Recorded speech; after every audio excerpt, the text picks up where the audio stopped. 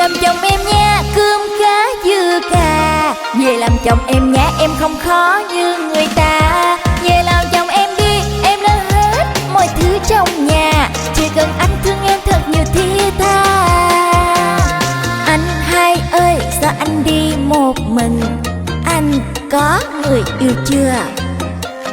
Trai làng bên nhìn sao quá dễ thương. Anh đúng tim em rồi. Không giấu gì anh, em cũng chưa có bồ. Mà tì má em cứ hối em cưới hoài. Phận làm con gái phải dâng lời mẹ